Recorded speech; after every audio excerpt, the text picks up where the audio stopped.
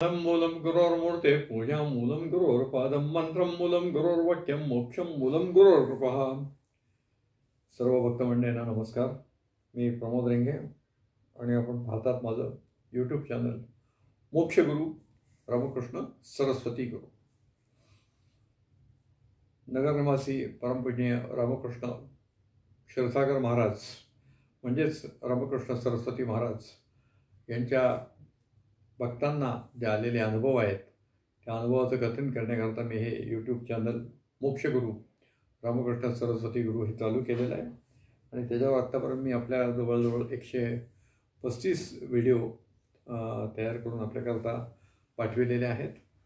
आणि आज मी त्यातला पुढचा 136वा व्हिडिओ करणार आहे. आणि हा व्हिडिओ करत असताना मला सांगायलाही थोडा आनंदही वाटतो आहे की आजचे किंवा इथून पुढे 1-2-3 व्हिडिओ तरी मी माझ्या घरी सद्गुरूंचं वास्तव्य कसं सुरू झालं किंवा ते येत होते तेव्हा ते काही वातावरण होतं किंवा त्यांनी आमच्यावर जी अनन्य कृपा केली आहे त्याच्या प्रसंगाचं वर्णन करावं असा माझा विचार आहे. ऑलरेडी मी या गोष्टी मी जे पुस्तक लिहिलेलं आहे माझे सद्गुरू रामकृष्ण सरस्वती गुरु ह्याच्यामध्ये ते सांगितलेलंच आहे. पण आता त्याच आधारे मी हा व्हिडिओ आपल्याला करणार आहे. आणि या ठिकाणी मला एक प्रामाणिकपणे आपल्याला सांगायचं आहे की मी बऱ्याच वेळा काही अनुभव आपल्याला सांगत असते, इतरांचे अनुभव सांगत असताना मध्येच माझ्या बाबतीत काही घडलेले सांगत असतो. त्यामुळे एखाद्या वेळेस आपल्याला ती पुनरावृत्ती झाल्याचं पण लक्षात येईल. पण सद्गुरूंच्या कृपा अनुभवाचं जर आपल्याला म्हणजे थोडं डुप्लिकेशन आपल्याला ऐकावं लागलं तर तो देखील आपल्याला आपण आनंद मानायला काही हरकत नाही. कारण अशा आठवणी फार काही कुणी एवढ्या मोठ्या प्रमाणावर सांगत नाही. आणि हे सांगत असताना थोडं आपल्याला पूर्वी ऐकलं आहे आणि परत ते सांगतायत असं थोडं वाटण्याची शक्यता असली तर ती मला त्या बाबतीत आपण सांभाळून घ्यावं एवढीच मी आपले चरणी प्रार्थना करतो. खरं म्हणजे माझे जे सद्गुरू आहेत रामकृष्ण सरस्वती गुरु म्हणजेच नगरनिवासी रामकृष्ण क्षीरसागर महाराज यांचा आणि माझा जवळजवळ वयाच्या म्हणजे मला जसं कळतंय तसं मी 14 म्हणतो पण त्याच्या अलीकडेच तो संबंध आलेला आहे. वसायला आमचं रेंगे कुटुंब जे आहे रेंगे घराणं हे पूर्वज आमचे फार पूर्वज म्हणजे 7-8-10 पिढ्यापूर्वी ही मंडळी मराठवाड्यात राहत होते. आणि मराठवाड्यात राहत असताना कधीतरी उदरनिर्वाह करता त्यांना संगमनेरमध्ये यावं लागलं. आणि संगमनेरमध्ये आल्यानंतर ते संगमनेरमध्ये स्थायिक झाले. आता मला माझ्या पूर्व पिढीचं फार माहिती आहे अशातला भाग नाही आहे पण जे काय ऐकून आहे वडिलांकडनं त्यामुळे आमचं मूळ घराणं मूळ मराठवाड्यातले आहोत. पण नंतर आम्ही सगळे इकडे आलो. आणि आजही मराठवाड्यात जालनामध्ये देखील एक रेंगे कुटुंब आहे. ते देखील आमच्यापैकीच आहे हे मला आवर्जून सांगावं लागेल. पण संगमनेर इथं माझ्या पणजोबांचं आजोबांचं वास्तव्य झालं. आणि मग त्याच्यातनं पुढे आम्ही या पश्चिम महाराष्ट्र आणि या महाराष्ट्रातच आमचा आता सगळा नातेवाईक मंडळी विखुरलेले आहेत माझे. यामध्ये दत्तात्रयांची परंपरा काय आहे काय नाही आमच्या घराण्यात तर मी एवढंच सांगेन की आमच्या वडिलांची पुण्याई ही निश्चितपणे थोर आहे. आणि माझे म्हणजे रेंगे घराण्यातले माझे पूर्वज अत्यंत पापभिरू होते. आणि माझं मातुल घराणं एडके जे यळपण्याचे एडके मंडळी आहेत ते माझे मातुल घराणं आहे. आणि माझे आजोबा हे अत्यंत दत्तात्रयांचे भक्त होते आणि सतत गुरुचरित्राचं पारायण पण ते करत असत. आणि त्यांना या मार्गातली आवड होती. म्हणजे दोन्हीकडनं आईकडनं आणि वडिलांकडनं जे पूर्वज आहेत त्यांच्या त्यांच्या पुण्यामुळे आम्हाला माझ्या सद्गुरूंची माझी भेट झाली असं माझं नेहमी सांगणं आहे. आणि सद्गुरूंनी आपल्याला सांगितलेलं आहे की तुम्हाला परमेश्वरांनी माझ्या चरणाशी आणून ठेवलं आहे, तेव्हा तर तुम्ही त्याचा लाभ घ्या. तर हे आम्ही सद्गुरूंच्या चरणाशी कसे आलो हे सांगायला पाहिजे, नाही का? तर मला एकंदर आमच्या वडिलांना 5 भाऊ, म्हणजे आमचे वडील धरून 6 भावंड ती होती. आणि माझे वडील 2.5-3 वर्ष असताना त्यांच्या वडिलांचं निधन झालं. आणि सगळी जबाबदारी आमच्या वडिलांचे थोरले बंधू, ज्यांना आम्ही दादा म्हणतो, दादा रेंगे, आणि दुसऱ्या नंबरचे बाबा रेंगे, या दोन्ही भावांनी उचलली आणि या उर्वरित 4 भावंडांना पायावर उभं केलं, त्यांचे संसार उभे करून दिले, लग्न वगैरे केलं. आणि शेवटपर्यंत ते आम्हाला आधार देत होते. म्हणजे मी माझ्या आजोबांना पाहिलेलं नाही, पण माझे हे जे दोन्ही चुलते आहेत ज्यांनी आमच्या वडिलांना आधार दिला, त्यांना मी आजोबांच्या जागी मानत होतो. आणि या मंडळींनी, ही मंडळी, रेंगेघराणी मंडळी ही पापविरू आहेत. त्यांना म्हणजे पाप करण्याकडे कल नाही आहे. फार त्यांनी मोठा देवधर्म केलाय अशातला भाग आहे, अशातला भाग नव्हता, पण पापी वृत्ती नव्हती. म्हणजे आपल्या गुरुदांनी सांगितलंय की आपल्याला कमीत कमी तुमचं हृदय इतरांच्याबद्दल कोमल असलं पाहिजे, इतरांबद्दल तुम्हाला दया आली पाहिजे. आणि हा जो भाग होता तो एक तर नितांत सचोटी आणि प्रामाणिकपणा हा आमच्या रेंगेघराण्यात अंगीभूत आहे. आणि त्याप्रमाणे आमचे वडीलनी जीवन जगलेले आहेत. आणि माझे चौथ्या नंबरचे काका ज्यांना आम्ही अण्णा रेंगे म्हणतो, आणि आपल्या भक्त परिवारात देखील ते अण्णा रेंगे म्हणून ओळखलं जातं. तर अण्णा रेंगे हे, म्हणजे आम्ही काही दिवस पुण्यात सगळे राहत होतो. तर अण्णा पुण्यात राहत असताना रास्ता पेठेमध्ये जे दत्तात्रेयांचं मंदिर आहे तिथं सेवेसाठी जात असत. आणि अण्णांची दत्तात्रेयांवर अनन्य भक्ती होती. आणि दत्तात्रेयांवर भक्ती असल्यामुळे गाणगापूरला जाणं हे क्रमप्राप्त आहेच आपल्याला. त्यामुळे अण्णा त्यावेळेस गाणगापूरला जात होते. आणि अण्णांचं काही दिवस वास्तव्य नगरला पण होतं. नगरला आता नोकरीच्या व्यवसायाच्या निमित्ताने ते नगरला होते.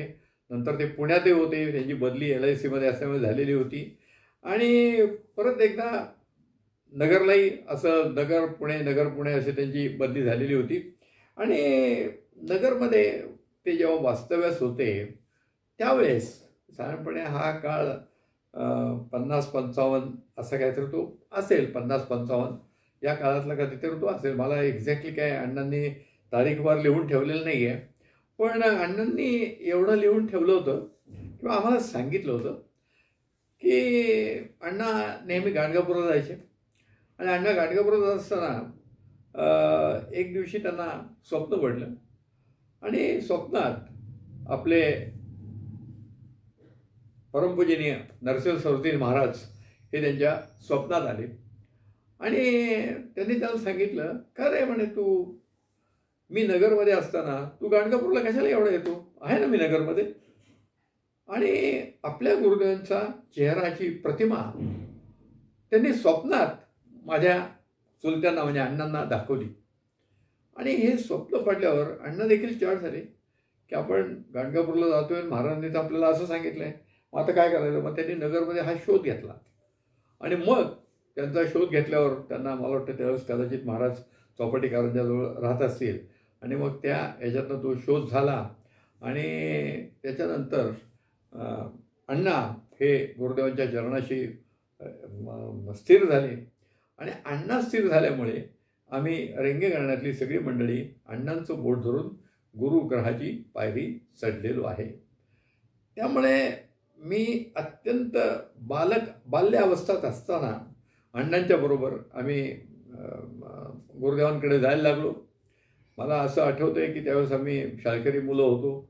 आणि मी जरी पुण्याला राहत असो तरी सुट्टीमध्ये नगरला वगैरे जायचो. आणि त्यावेळेस मग अण्णा मला दर्शनाला घेऊन जायचेच काय. आणि आम्ही जायचो. बऱ्याच वेळा अण्णा सांगायच्यावर ते फुलवाल्याकडनं 4 आण्याची फुलं घेऊन जा रे तिकडे महाराजांच्याकडे दे. म्हणजे असं सगळं काही ना काहीतरी सातत्याने महाराजांशी संपर्क त्या निमित्ताने लहानपणापासून आला. आणि असा संपर्क आल्यामुळे गुरुदेवांनी मला अत्यंत म्हणजे ते दयाळू असल्यामुळे मला त्यांनी त्यांच्या जवळ धरून ठेवलेलं आहे असं मी म्हणेन.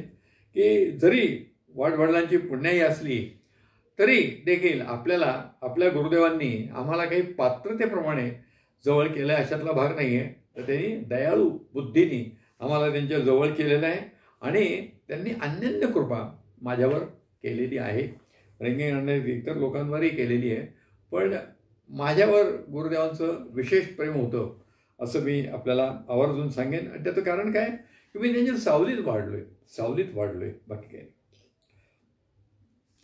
मी आता या ठिकाणी आता सध्या आपण आपल्या महाराजांना गुरुदेव वगैरे म्हणायला सुरुवात केलेली आहे, पण तो एक काळ असा होता की आम्ही फक्त त्यांना महाराजच म्हणायचो.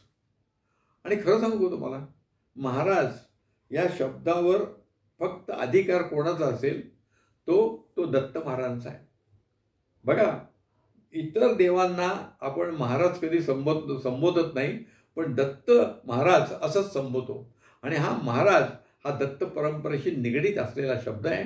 आणि आपले सद्गुरू परमपूजनीय रामकृष्ण सरस्वती गुरु हे देखील दत्तात्रेयांचेच अवतार आहेत. त्यामुळे मी इथून पुढे त्यांचा उल्लेख या माझ्यापुरत्या ज्या व्हिडिओ जो करतोय त्याच्यामध्ये बऱ्याच वेळा महाराज असंच मी संबोधित करेन, कारण मी त्यांना लहानपणापासून असं संबोधित आलेलं आहे. आता काय माहिती आहे का, काही एक शिष्टाचार असतो. त्या शिष्टाचाराप्रमाणे आपण जेव्हा भक्तवर्गात असतो तेव्हा आपण आदराने गुरुदेव वगैरे उल्लेख करतोच. अर्थात महाराज हे आदरानेच उल्लेख आहे, महाराज हा आदराचाच उल्लेख आहे. पण निर्णय लोक आले, कोणी त्यांना स्वामी महाराज म्हणतं, कोणी गुरुदेव म्हणतंय, कोणी काय म्हणतंय, हा प्रत्येकाच्या श्रद्धेचा भाग आहे. आणि जसं तुम्ही त्यांना हाका माराल तशी हाक त्यांच्यापर्यंत पोचते. ठीक आहे, अमक्याच त्याने हाक मारली पाहिजे असं काही नाही. हे दोन अंतःकरणाचं मिलन असतं. त्यामुळे गुरुदेव आपल्याला महाराज म्हटलं तरी तेच, गुरुदेव म्हटलं तरी तेच, असा हा प्रकार आहे. आता म्हणजे या पद्धतीने आम्ही आमच्या रेंगेगाण्याचा त्यांचा संपर्क आला. पुढे काय झालं की अण्णा काही दिवस पुण्यामध्ये राहत होते. म्हणजे मला वाटतं 60 सालापर्यंत 60च्या आसपास ते पुण्यामध्ये होते. आणि परत 60 साली त्यांची नगरला बदली झाली. LICमध्ये होते आणि मग नगरला बदली झाली, मग नगरला गेले. पण मला असं आठवतंय 59 सालाच्या साधारणपणे आसपास कधीतरी गुरुदेव अनगावला गेलेले होते. आणि अनगावला गेल्यानंतर येताना पुण्यात अण्णा रेंगांच्याकडे ते आलेले होते. अर्थात माझं वय त्यावेळेस फक्त मी चौथीमध्ये होतो काय 7-8 वर्षात वय होतं, चौथीमध्ये होतो आणि तिसरी किंवा चौथीमध्ये असेल. आणि आम्ही ज्या ठिकाणी पुण्यात सोमवार पेठेत राहत होतो, 291 सोमवार पेठेत राहत होतो, त्याच्या पलीकडे 2 वाडे सोडून अण्णा राहत होते काय. आणि माझे आईवडील त्यावेळेस शिवाजीनगर रेल्वे क्वार्टर्समध्ये राहायला गेलेले होते. आणि आमची शाळा चालू असल्यामुळे त्या जागेत माझे मामा पंडितराव एडके हे तिथं राहायला आलेले होते.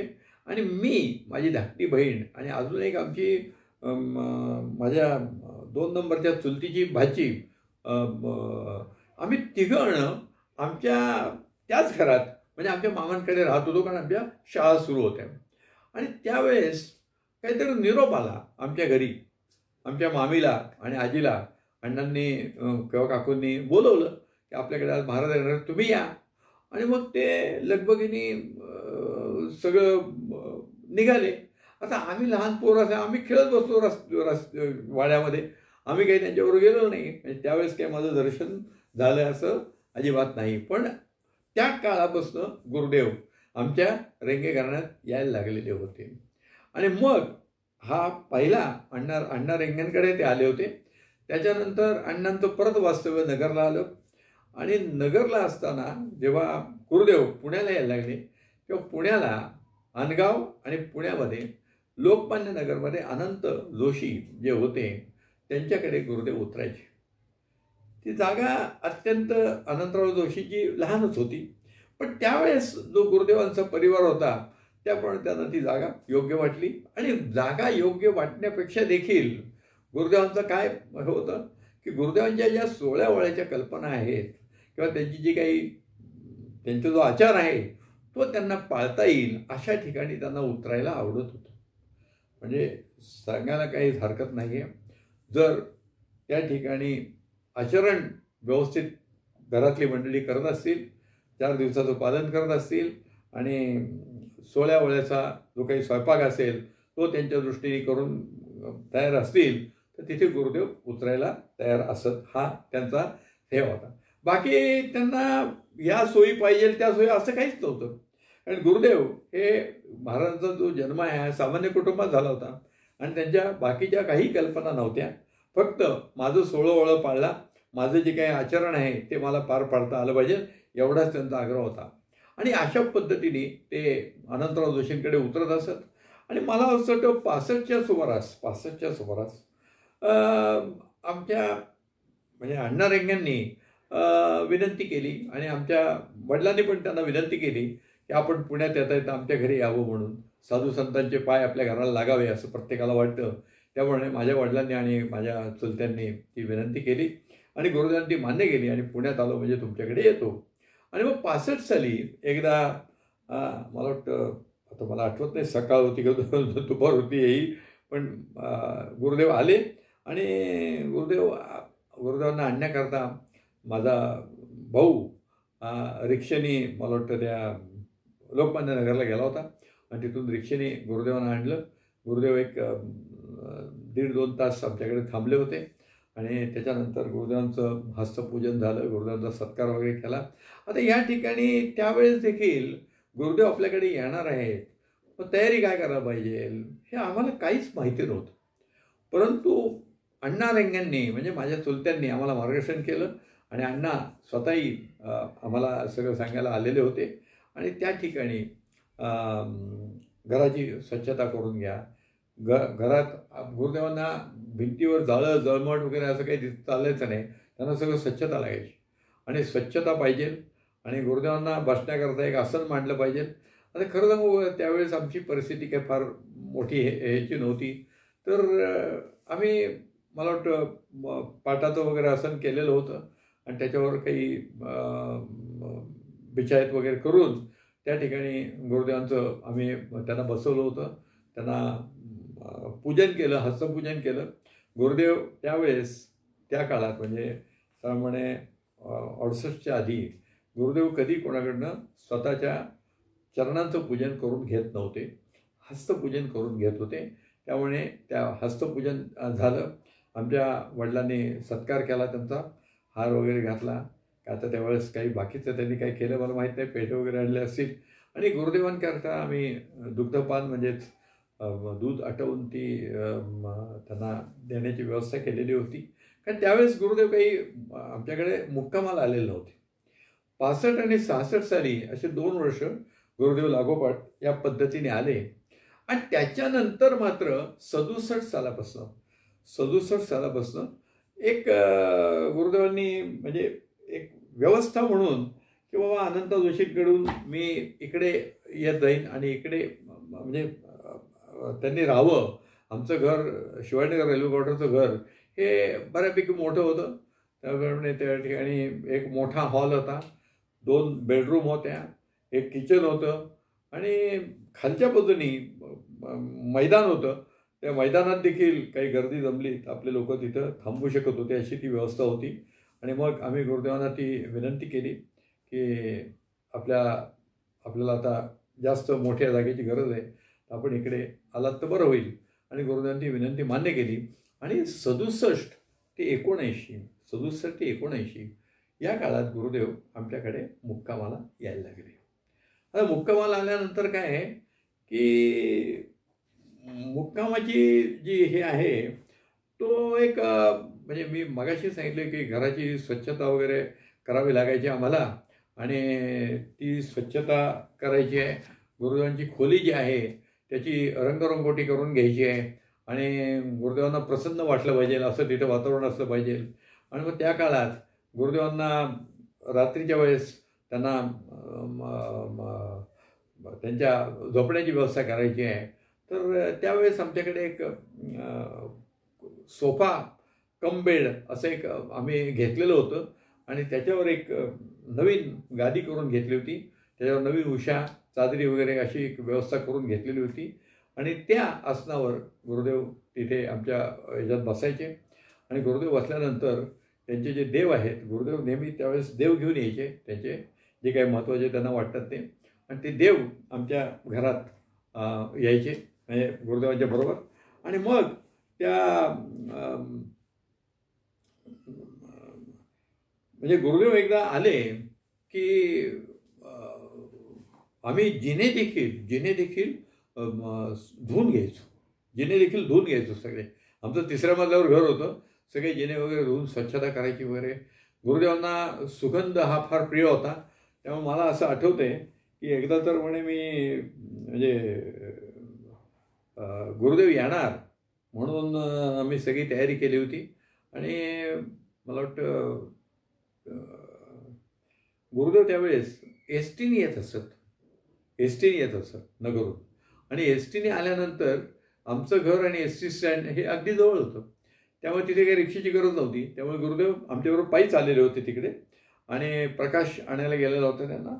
आणि आम्ही घरी थांबलो होतो आणि मग घरी त्यांचं स्वागत करायचं आहे त्या दृष्टीने मी सगळी रांगोळ्या वगैरे सगळं आमच्या बहिणींनी काढलेलं होतं. आता काय होतं काय, गुरुदेव घरी येणार म्हटल्यानंतर माझे जे नातेवाईक आहेत ते म्हणजे नातेवाईक म्हणजे माझे चुलत बहीण आणि भावंड ही देखील सगळी तिथे एकत्र यायचे. प्रकाश रेंगे म्हणजे अण्णांचा मुलगा प्रकाश हा माझा मोठा चुलत भाऊ, तो तर होताच. अण्णा यायचे बऱ्याच वेळा, काकू पण यायच्या. आणि अण्णा रेंगेंच्या 2 मुली, एक मला वाटतं रजनी आणि आमची एक माणिक, या दोघी मुली, माझी सख्खी बहीण सुलू ही बऱ्यापैकी थोडी म्हणजे करण्यातली होती. आणि मग सुलू होती, सुनीता होती आणि माझे अजून एक बहीण रेखा आणि मुकुंदा इथं लहान होते. काय ते तर 7-8 वर्षाचेच होते. त्यामुळे त्यांचा काही या ह्याच्यात हे नव्हता. त्या सगळ्या ह्याच्यात मला सहवास जास्त लाभला, कारण गुरुदेवांच्या बरोबर मी कायम असायचो. आणि मग त्या ठिकाणी मी सांगत होतो आपल्याला की मी खाली थांबलो होतो स्वागताला. आणि काय मला त्यावेळेस झालं की त्यावेळेस चंदनाच्या स्टिक मिळायच्या बघा, चंदनाची धूप स्टिक. तर गुरुदेवांना जिन्यातनं देखील सुगंध यावा म्हणून मी चंदनाची स्टिक पेटवली. गुरुदेव येताना दिसल्यावरती स्टिक पेटवली आणि काय सांगायचं की मी ती सिगारेटप्रमाणे हातात धरली काय. आणि या पद्धतीने गुरुदेव आले. गुरुदेवांना वर आणलं, म्हणजे घरात आले. घरात आल्यानंतर दारात उंबरठ्यावरच आमच्या मातोश्रींनी आणि 5 सुवासींनी त्यांचं औक्षण केलं काय. त्यांच्या पाया वगैरे दूध पाणी घातलं, औक्षण केलं. आप्पांनी म्हणजे माझ्या वडिलांनी त्यांना हार वगैरे घातला आणि मग नंतर गुरुदेव स्थानापन्न झाले. आणि मग सगळी गर्दी वगैरे गेल्यावर मला म्हणले, खरे प्रमोद, ती तू धूपकांडी वगैरे अशी धरली होती, हां असाच प्रयोग इतर वेळेस करतो का कुठे? म्हणजे किती बारीक लक्ष होतं बघा. मी ती धरली त्यावरनं त्यांना असं म्हणजे जाणून घ्यायचं होतं की मी सिगारेट वगैरे काही बाहेर ओढतो का. मी लहान होतो, पण काय होतं त्यावेळेस शाळा कॉलेजमधले मुलं देखील सिगारेट ओढत होते, गुरुदेवांना माहीत असतात.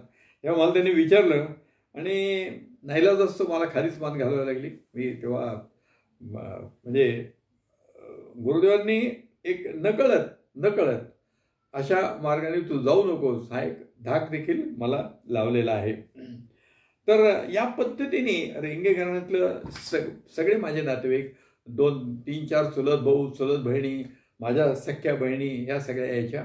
आणि मग साधारणपणे काय असं घरात रांगोळी काढणं, अमकं आहे तमकं आहे. नंतर घरात आता स्वयंपाक तर आमच्याकडे सकच्छ पद्धतीने करावा लागत होतो. ते माझ्या मातोश्री करत होत्या. माझी मामी त्याकरता यायची. वाडेकर म्हणून आमचे एक स्नेही होते, त्यांच्या सौभाग्यवती पण यायच्या. माझ्या काकू, मालती काकू असतील तर त्याही यायच्या.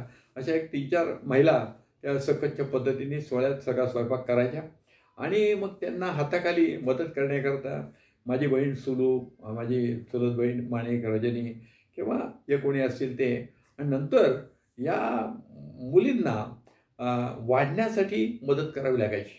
कारण गुरुदेव आले म्हणजे भरपूर लोक यायचे आणि गुरुदेवांचं जे काय आहे ते आम्हाला सोहळ्यातच त्यांना वाढावं लागायचं. आणि ते सकतच्या पद्धतीने स्वयंपाक केलेला आहे त्यांनी, किंवा मग पुरुष वर्ग जो धोतर किंवा पंचा नेसेल, अंगात बनियान घालणार नाही, अशा पद्धतीने गुरुदेवांना ती वाढावं लागायचं. गुरुदेवांच्या या आपण जे म्हणतो ते भोजनाला भिक्षा, असा संन्यासाला भिक्षा असते, तर त्या पद्धतीने गुरुदेवांचं ते हे व्हायचं. आणि अशा पद्धतीने गुरुदेव आमच्याकडे आले की सगळं आमचं मंदिर म्हणजे घर आहे ते, म्हणजे मंदिर, उभ्या घराचं ते मंदिरच बांधायचं. मंदिर बनले उभ्या घराचे, अशीच ती अवस्था होती. आणि गुरुदेवांनी ज्या देवांची पूजा केली ते देव आमच्या घरी यायचे, हा किती मोठा योगायोग होता. स्वतः सद्गुरू हे दत्तात्रयाचेच अवतार आहेत, पण त्यांनी ज्या मूर्तींमध्ये प्राण ओतलेला आहे अशा काही मूर्ती त्यांच्याबरोबर असायच्या आणि त्यांचं पूजन आमच्या घरात व्हायचं. हे फार भाग्याची बाब आहे असं मला तरी वाटतं. काय होतं माहिती का, की आमच्याकडे गुरुदेवांची जी व्यवस्था आहे त्यावेळेस आपल्याकडे सगळ्या म्हणजे अटॅच संडास बाथरूम अशी काही पद्धत नव्हती. फक्त सुदैवाने काय होतं की आमच्या घरातच संडास बाथरूम होतं, हा भाग वेगळा आहे. पण ते संडास बाथरूम इतरही लोक वापरत होते. त्यामुळे गुरुदेवाला जेव्हा जायचं असेल तेव्हा त्याची आम्ही आधी स्वच्छता करून घ्यायचो. म्हणजे आणि या कामाकरता मी किंवा आमचा प्रकाश हे दोघंच ते करायचो. आणि गुरुदेवांना आंघोळीकरता गरम पाणी देणं, गुरुदेवांना स्नानाकरता सगळं तयारी करून देणं आणि त्यांचे कपडे धुणं, ही सगळी कामं त्यावेळेस मी करत असे. बाहेर जेव्हा जायचं असेल तेव्हा माझा भाऊ प्रकाश हा गुरुदेवांच्या बरोबर बाहेर जायचा आणि बाहेरची व्यवस्था तो बघायचा, पण घरातली व्यवस्था मीच करायचो. म्हणजे कपडे धुणे असेल, अंघोळीची व्यवस्था करणं असेल, प्रसाद वाटप करणं. गुरुदेव जेव्हा लोकांना प्रसाद द्यायला सांगायचे तेव्हा तो प्रसाद मी द्यायचो. आणि या सगळ्या संबंधामुळे काय झालं की मी मागेही सांगितलं की मी त्यांच्या सावलीत वाढलो आहे. आणि माझ्या आणि गुरुदेवांच्या म्हणजे महाराजांच्या संबंधात असा औपचारिकपणा कधी नव्हता. म्हणजे औपचारिकपणा म्हणजे आता ते आम्हाला आदरस्थानी होते हा भाग वेगळा आहे, पण फार औपचारिकपणा नव्हता. आम्ही जसं घरातल्या व्यक्तीशी, मोठ्या वडीलधाऱ्या व्यक्तीशी बोलतो तसंच त्यांच्याशी बोलू शकत होतो. म्हणजे आमच्या वडिलांशी आम्ही कधी फ्रीली बोललो नाही, पण गुरुदेवांशी फ्रीली बोलू शकत होतो. एवढी त्यामध्ये ती जवळीक निर्माण झालेली होती. अर्थात ती जवळीक ही काही अंतरावरच असते बरं. म्हणजे जवळीक म्हणजे काही हे नाही. आपल्याला गुरुदेवांचा आदर ठेवूनच आम्हाला प्रत्येक वेळेस त्यांच्याशी बोलावं लागायचं. पण एक आहे की माझं वय शाळकरी असल्यामुळे, मी लहान असल्यामुळे माझ्याकडनं काही चुका जरी घडल्या तरी गुरुदेव त्याला अत्यंत क्षमाशील होते गुरुदेव. त्यामुळे मला ते कधी काही फारसे रागवत नसत, असा तो भाग आहे. मला वाटतं यातले अजून काही मला आठवणी सांगायच्यात, पण एक व्हिडिओ फार मोठा व्हायला नको म्हणून आपण इथे थांबूया. आणि पण श्री गुरुदेव दत्त.